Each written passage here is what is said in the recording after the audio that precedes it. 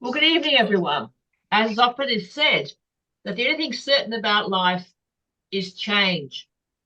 And sometimes change can creep up really slowly. In other times, it can hit us out of the blue. Tonight, I'm going to talk about a change that, although it was simmering in the background very slowly, it suddenly reared its ugly head and hit me out of the blue.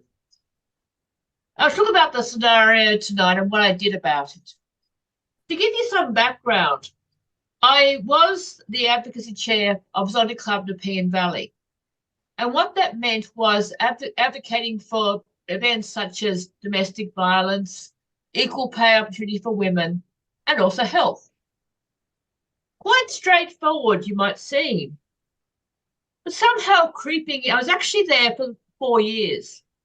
Somehow it crept into my remit, social media. And of course, doing things like working on Facebook, working on WordPress, and all that type of thing. Now, why it creeped into my remit was two reasons. The first reason was I was the only club who had a vague idea at the time about Facebook. And secondly, being the advocacy chair, naturally you're communicating about advocacy issues.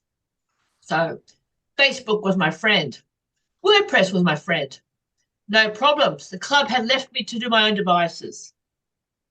However, as time went on, and other people became a bit smarter about using social media, they all started jumping on board and using their social media as well, particularly Facebook or other means like MailChimp, MailOuts.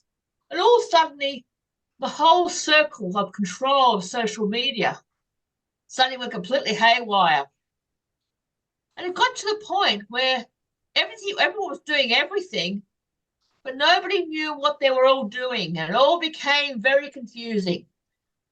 So in a frantic panic, the president came to me and said, Narelle, this has got completely out of control.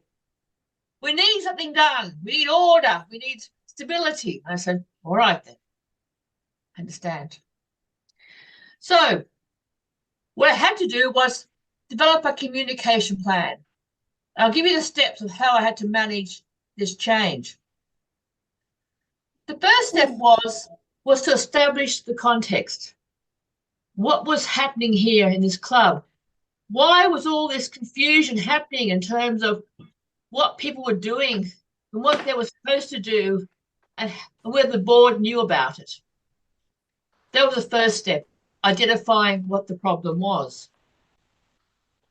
The second step was then, well, what was actually involved? What were the means of communication happening at the time?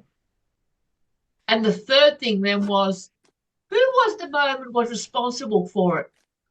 And should they be? And the fifth stage was identifying the who should be. Now, that can be somewhat tricky because people like to take control of their space, their territory, their turf. And that includes their whole social media. And may they wish they like to communicate with people. And sometimes they don't like to give it up, particularly if it's not their area of responsibility. And this also included me as well, because you see, I had control of all the social media. I had to realize in my time of change from being the advocacy chair to actually becoming, quite surprisingly enough, the social media director, that it was time to give things up, let things go, give other people the chance to shine. So I had to factor that in too, leave my ego at the door and recognize I had a role to play, but not necessarily the same one. So, in time of developing this plan, I had to scrub myself out of the equation, out of the plan, and put somebody else in. And that wasn't always easy either. So eventually I developed the plan, and then I had to communicate in a way that everyone understood. And the understanding of the plan wasn't always about who did what, but about the whole concept too of social media and why we're doing what we did and even how it worked. Because you see, two forms of social media aren't necessarily the same.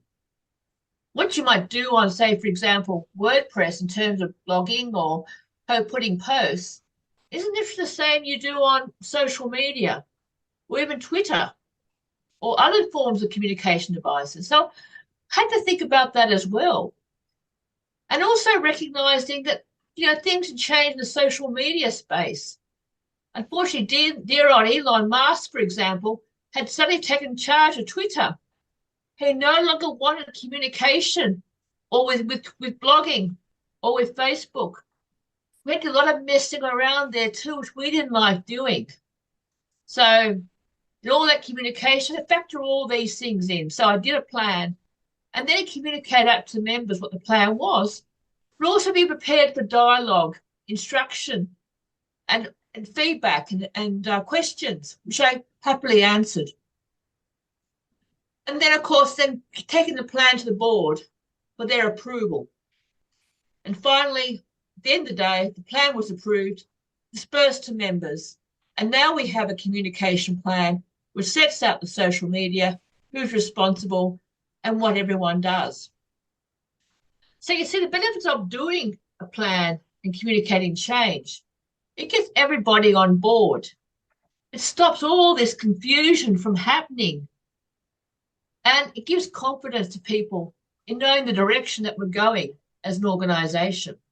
It gets everybody together on board rather than this whole muddled mess of people going everywhere and going all over the place and not knowing what they're all supposed to do in this space.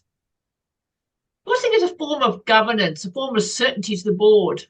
They have a certain degree of control, of visibility around this plan too. And it gives them confidence in terms of knowing if anything goes wrong, they know how to act and exercise the right form of authority, but polite authority in this space. So you can see, everyone, how important it is when you're dealing with change to have a plan and to create some certainty, even though change might bring about uncertainty. Thank you all.